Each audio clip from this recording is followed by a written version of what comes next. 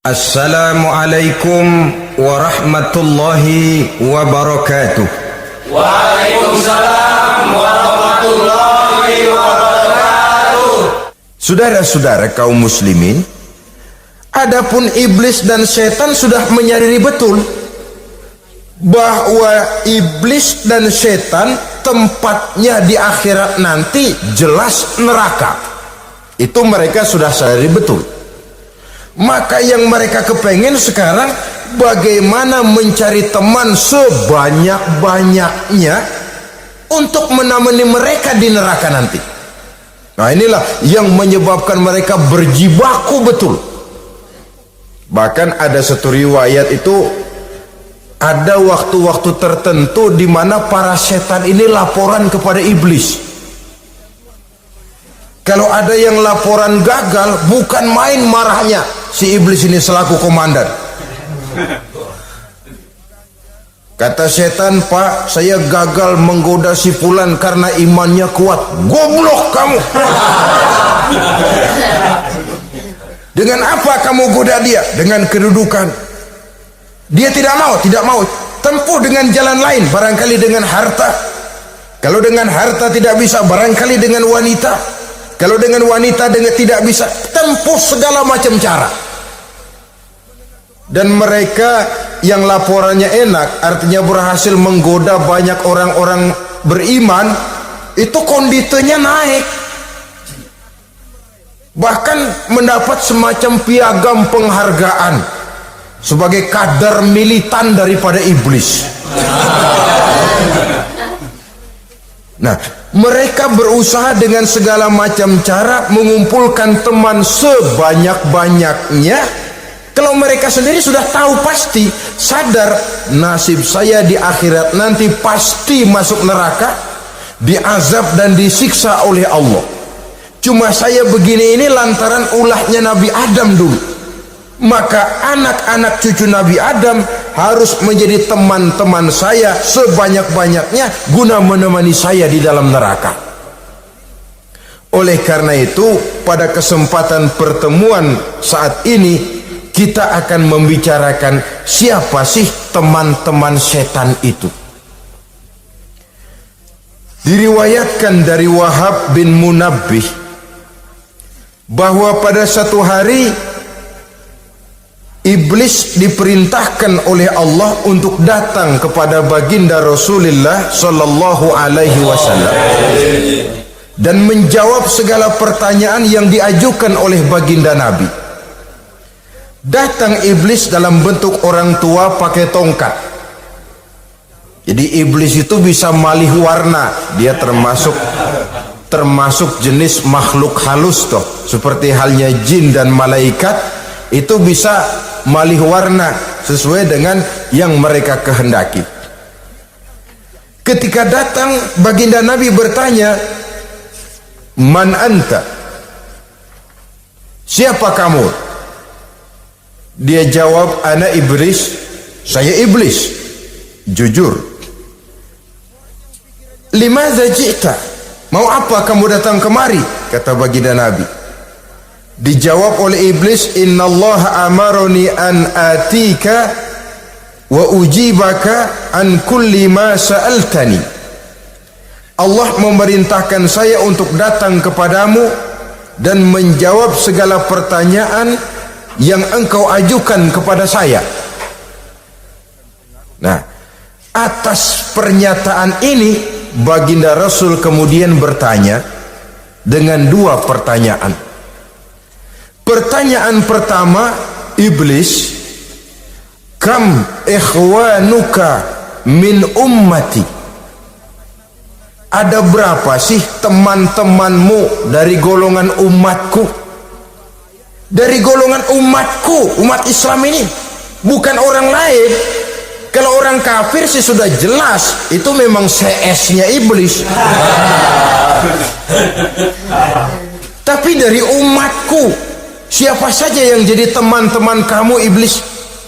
Menjadi antekmu, menjadi alatmu sejak dari dunia sampai ke neraka nanti.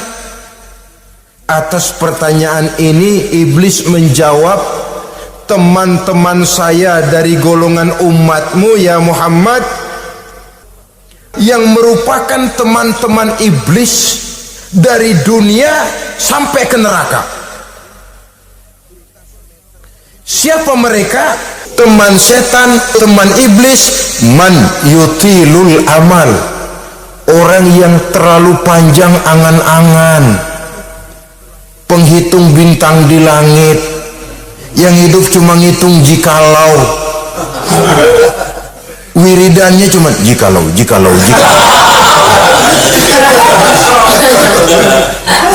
Tidak pernah mau berbuat, cuma angan-angan kelewat panjang. Yang ngelamun kan nggak ada sekolahan, ya siapa juga bisa ngelamun. Orang bukan tidak boleh bercita-cita, bahkan cita-cita yang mendorong kita untuk bergairah dalam kehidupan. Tapi kalau cita-cita tanpa langkah konkret, yang penting kan punya kemauan, lebihnya tawakal, nggak cukup. Pernah datang ke masjid seorang sahabat. Begitu sampai dia turun dari onta, langsung menghadap baginda Nabi. Nabi tanya, ontamu udah diikat belum? Belum ya Rasul. Kenapa? Saya tawakal kepada Allah. Tuh orang diomelin sama Nabi. Ikat dulu, habis gitu baru tawakal. Betul toh. Ikat dulu tuh onta, lebihnya baru tawakal. Kalau udah diikat masih lari juga, itu tawakal. Lah belum diikat udah tawakal. Orang yang terlalu panjang angan-angan, yang akhirnya kalau tidak merusak cara berpikirnya, akan mendorong dia kepada perbuatan yang negatif untuk mewujudkan angan-angannya itu. Macam misalnya ya, pakaian kepengen bagus, harta mau banyak, usaha ogah, kerja capek sedikit tidak mau, kepengen seperti orang-orang, lalu ngelamun.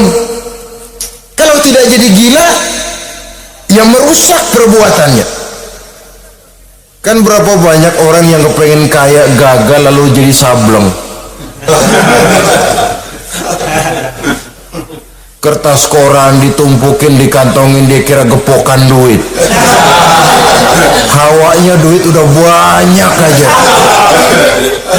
Tulul amal, terlalu panjang angan-angan. Nah, saudara-saudara, kalau kita sudah tahu itulah teman-teman setan, teman-teman iblis, mari kita berusaha jangan termasuk salah satu di antara orang yang menjadi teman-teman iblis ini. Lalu cara untuk mengatasinya bagaimana? Imam Al-Ghazali rahimahullah memberikan tuntunan. Pertama, untuk mengatasi perangkap setan, jangan sampai kita termasuk salah satu teman setan, zikrullah. Banyak ingat kepada Allah. Sebab Nabi bersabda, inna zikrullahi ta'ala fi janbi syaitan kal akillati fi janbi ibni Adam. Sesungguhnya zikrullah, zikir kepada Allah itu dapat menyakiti setan sebagaimana penyakit menyakiti lambung anak Adam. Jadi setan itu akan kurus kalau kita hantam pakai zikrullah. Setan tidak berdaya, lemah kalau kita hantam pakai zikrullah. Ingat Allah, selalu merasakan kehadiran Allah dekat dalam hidup. Itu senjata pertama. Dengan zikrullah, setan kurus. Kalau udah kurus, ya lemas, nggak berdaya ngadepin kita. Tapi kalau nafsu yang kita ikutin, kita umpanin tuh setan, lah gemuk. Begitu gemuk, makin berleluasa dia ngutak-ngatik kita. Yang kedua, jangan mendekati tempat maksiat. Sebab man hama haulal hima yusiku ayyaqafi. Orang yang main di pinggir kali ditakutin kecebur di kali.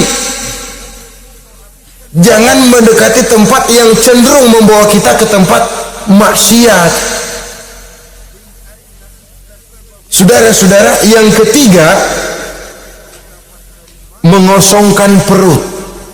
Dalam arti rajin puasa sunnah. Kata Nabi, inna syaitan yajri min ibni adam majrad dam fadayyiku majariyahu bil ju'. Setan mengalir dalam diri manusia seperti mengalirnya darah, maka persempit jalan setan dengan apa? Bil ju', dengan memperbanyak lapar, bukan memperturutkan syahwat. Pantas kalau Nabi bilang, saya adalah sekelompok orang yang tidak makan kecuali kalau kami lapar, dan kalau kami makan tidaklah sampai kekenyangan. Bukan enggak kenyang, tapi enggak kekenyangan. Kata Imam Ghazali, hendaknya kita selalu ingat bahwa tujuan iblis dan setan adalah menjerumuskan manusia, menyengsarakan manusia, supaya kita menjadi teman mereka di neraka nanti. Kalau ingat itu, insya Allah kita bisa mengerem diri. Nah, inilah saja yang dapat kita sampaikan pada pertemuan kali ini. Mudah-mudahan ada manfaatnya. Terima kasih dan mohon maaf. Usikum wa nafsi bitaqwallah. Wassalamualaikum warahmatullahi wabarakatuh.